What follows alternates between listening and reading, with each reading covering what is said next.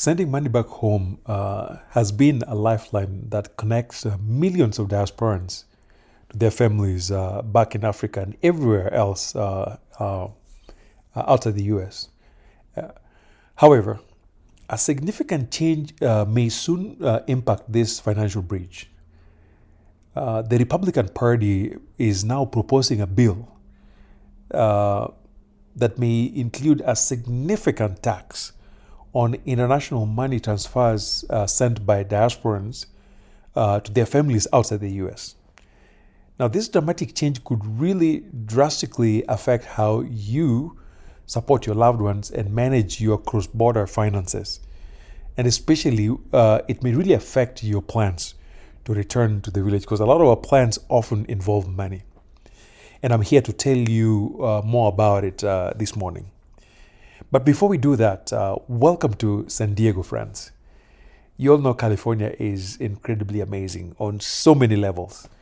I think right now it's the third largest economy in the world. So if California was a country on its own, it would be the third largest economy in the world. It's actually the richest state in the US. It's actually literally my favorite state. And I've lived in California for a long time now. And so while we don't live in San Diego, we live in Long Beach, which is about 2 hours north of San Diego. San Diego is right by the border between the US and Mexico.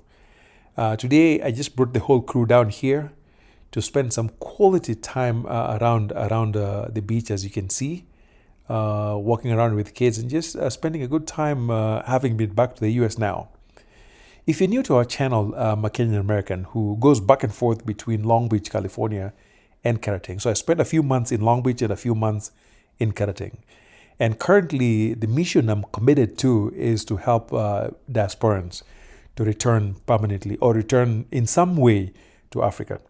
So whether it means you want to return, have a life at home and go back and forth, or you want to move permanently, my job is to figure out how to help you with that. In doing so, I generally connect folks with builders, people who are selling land, architects, and things like that. And so if you need help with any of those things, feel free to reach out. I'm happy to connect with folks, but I'm also happy to help you supervise whatever is going on. Or if you have a quote from somebody that you just want to check whether it's the quote is accurate, let me know. I'm happy to help with that. So I thank you again for giving me your time. That is incredibly valuable to me. And if you can, I ask you to support us by subscribing. But if you're not able to subscribe just yet, I'm just really grateful that you're able to join us as a regular viewer. So if you don't know much about San Diego, please look it up. I may not tell you everything about it. Just Google, you'll get everything you need to know. San Diego really literally is my second favorite city in California. It's really beautiful. Has a lot of things to see and things to do. And we love coming to San Diego once in a while to just come and hang out and head back north to Long Beach. So join me and let's take a walk right by the beach right here. This is actually an old World War II warship. It's an aircraft carrier, very massive ship that was used in World War II back then. I think it's been decommissioned and turned into a museum. So if you ever get a chance to come to California, there are at least 3 places I highly recommend. San Diego is one of them. You gotta come to San Diego. And so anyway, look it up if you want to learn more about San Diego. So join me, let's walk around and let's talk about what the Republicans are doing that could drastically really change life for many diasporans in the United States. And by the way, I assure you, when these Republicans who are currently in charge are done with America, this country is going to be a radically different place. Personally, I've lived in the US for a while. I've been through almost 5 different presidencies. When I came here, George Bush was the president. I've seen Republicans, but the current crop of Republicans in charge is something else. It almost feels like they are hell-bent on destroying every single thing that has made this grand country what it is. I feel like every day they keep inventing something that makes life very difficult for very vulnerable folks. So again, that's my opinion. Folks can have different opinions. If you want to express your differences, just do it respectfully. That's all I ask. But that's how I feel with whatever else they're doing. Anyway, so the latest Republican proposed tax bill includes one provision in there that seeks to impose a 5% tax on all money sent abroad by non-citizens.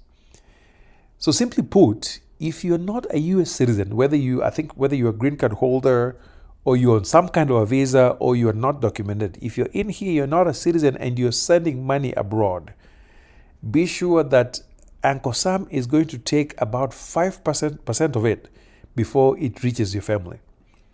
Now, this tax specifically, as I say, it targets non-citizens, and currently Americans are exempt, and who knows how long that's going to be the case, or whether or not they'll make modifications to include the rest of us.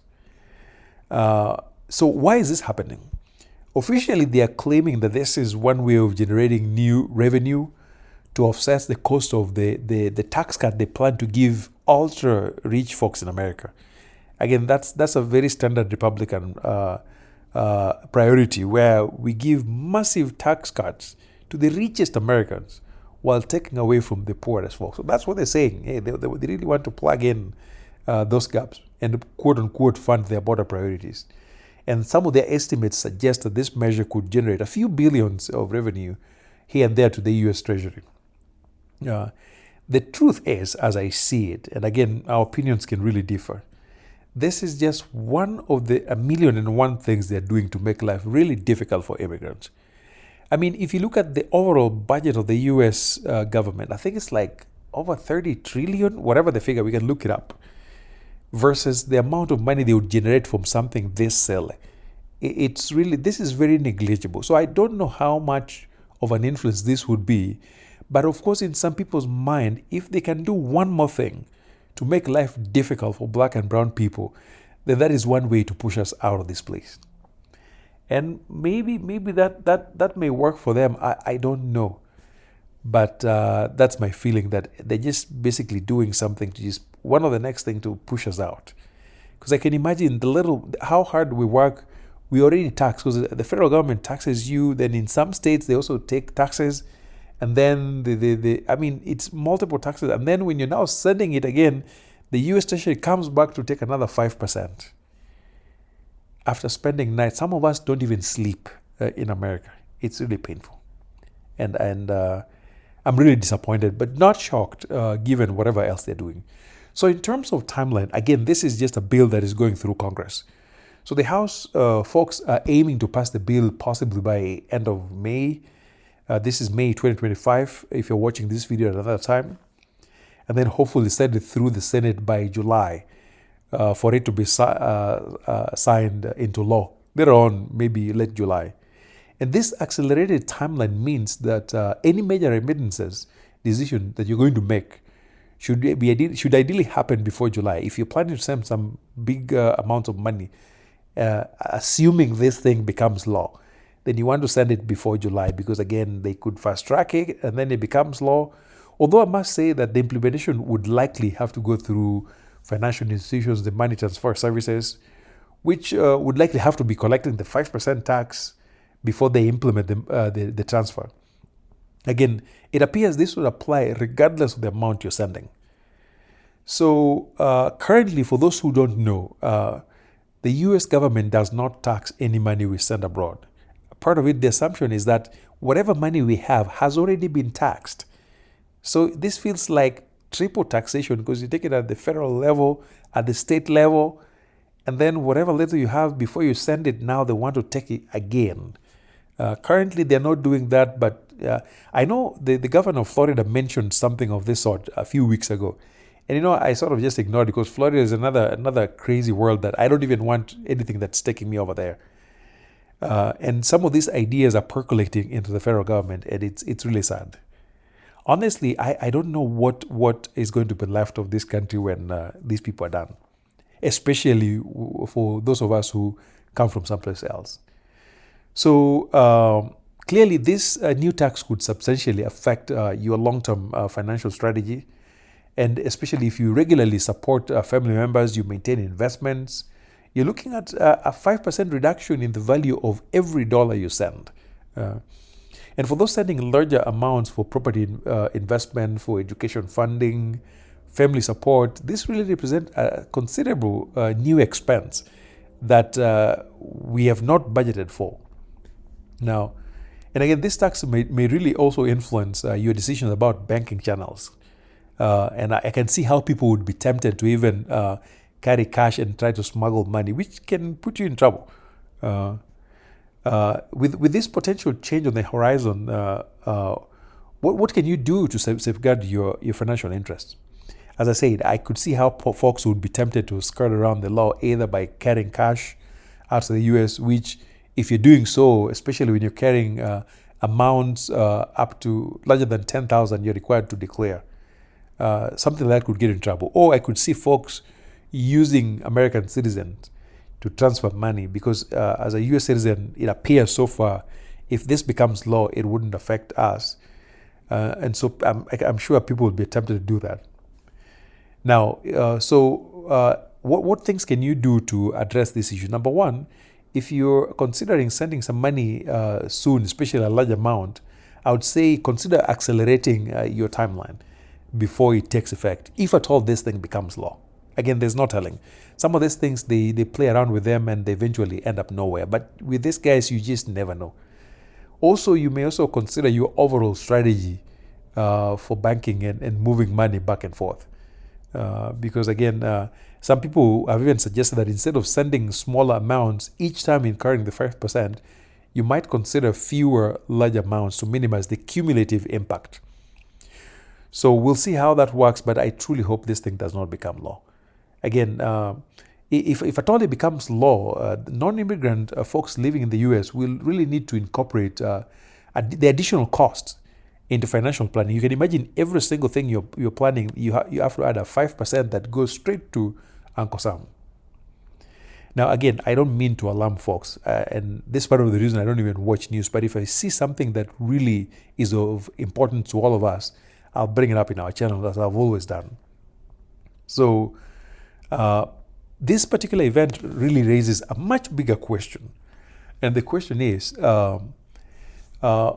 many of us who live in diaspora have historically depended on certain systems to work. Okay, we've depended on functional government, stable politics, reasonable policies here and there, and relatively stable employment and things like that. So the question to you, even if you don't live in the US, if these systems that we've depended on historically were no longer working the way we have always expected them to, do you have a fallback plan? And again, like I say, many of us have been very comfortable in diaspora around and designing our lives around these very stable systems. But you could see how something as simple as one single election can just throw everything out of the work. And trust me, ask folks like us who do research.